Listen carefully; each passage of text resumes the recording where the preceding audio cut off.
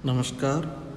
आज हम मानव भूगोल के तहत संभावनावाद, प्रोबेबिलिज्म या नियो डिटर्मिनिज्म के बारे में बात करेंगे। संभावनावाद, इसे नव निश्चयवाद या नियो डिटर्मिनिज्म अथवा आधुनिक निश्चयवाद या प्रेजेंट डे डिटर्मिनिज्म भी कहा जाता है। निश्चयवाद तथा संभववाद की चरम सीमाओं के बीच की अवधारणा है जिसको संभावनावाद कहा जाता है, जिसका प्रतिपादन सबसे पहले ऑस्ट्रेलिया के विद्वान ग्रिफिथ टेलर ने किया था। ग्रिफिथ टेलर इसे वैज्ञानिक निश्चयवाद, साइंटिफिक डिटर्मिनिज्म नाम से पुकारते हैं। यदि देखा जाए तो संभावनावाद की नींव तो पहले ही पड़ चुकी थी, जब कई भूगोलवेताओं ने मनुष्य तथा पर्यावरण के अंतर संबंधों के संदर्भ में नियंत्रण के स्थान पर प्रभाव, अनुक्रिया या समायोजन शब्दों का प्रयोग करना शुरू कर दिया था। जब ऐसे शब्द निकलने शुरू हुए तो उस समय भी ये लगने लग गया था कि संभावनावाद की शुरुआत हो चुकी है।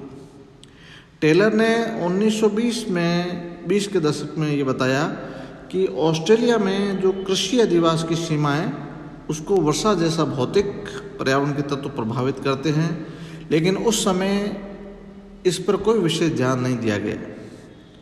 शुरू में, उसके बाद में 1948 में जो ऑस्ट्रेलिया नामक उनकी पुस्तक हुई, प्रकाशन हुआ पुस्तक का, जिसमें उन्होंने निश्चयवाद तथा संभववाद की चरम सीमाओं के बीच में जो अवधारणा को समझाने की कोशिश की थी, उसको इन्होंने रुको और जाओ निश्चयवाद कहा।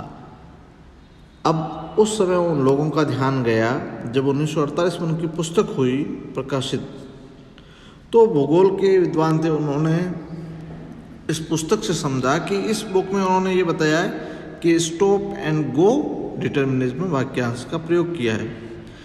इसके अनुसार टेलर ने यह कहा कि मनुष्य पर प्रकृति के प्रभाव को स्वीकार तो किया,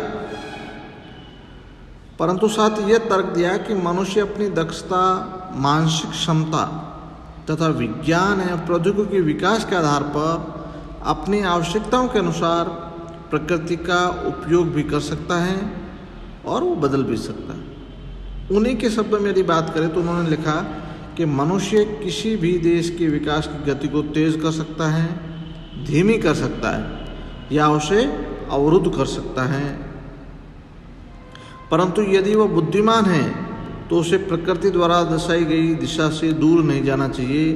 वह किसी बड़े नगर के यातायात के नियंत्रक के समान है, जो प्रगति की गति परिवर्तित कर सकता है। और संभवतः रोको और जाओ निश्चयवाद का संक्षिप्त वाक्यांश यही प्रदर्शित करता है कि वो गति प्रदर्शित कर सकता है, लेकिन उसकी दिशा में परिवर्तन नहीं कर सकता, दूर नहीं जा सकता है। इस प्रकार इस संकल्पना में ये है कि प्रकृति मनुष्य को उसकी बुद्धिमत्ता के अनुसार संभावना का उपयोग करने का अवसर देती है।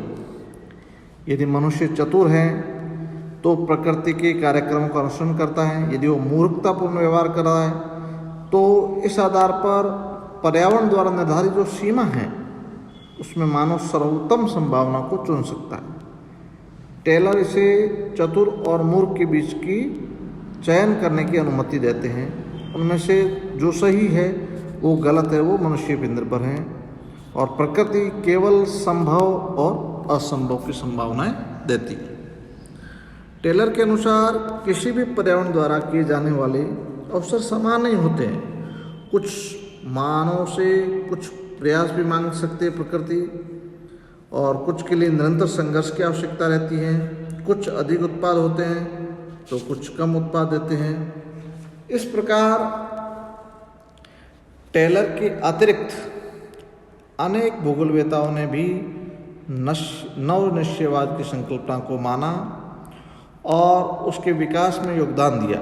जैसे इसमें सबसे प्रमुख है कार्ल सॉवर।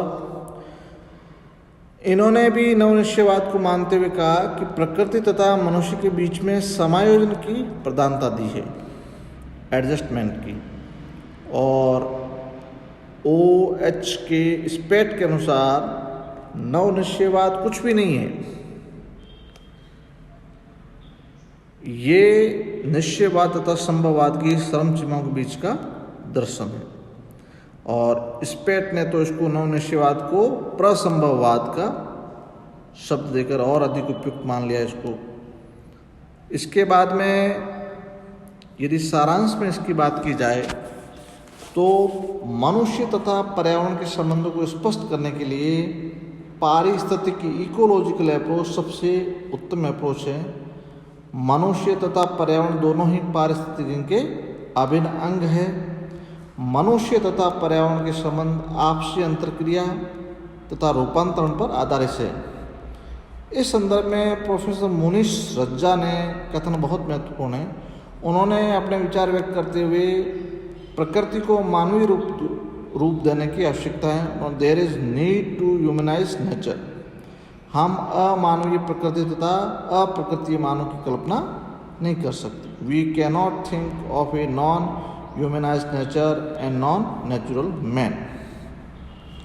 इस प्रकार पृथ्वी पर रहने वाले सभी जीवों में मनुष्य एक ऐसा प्राणी है जो अपने आप को केवल प्रकृति के अनुसार ढालता ही नहीं बल्कि वह प्रकृति के साथ अंतरक्रिया करता है तथा पारिस्थितिक तंत्र का निष्क्रिय तत्व नहीं है बल्कि एक सक्रिय कारक के रूप में अपनी भूमिका निभाता है।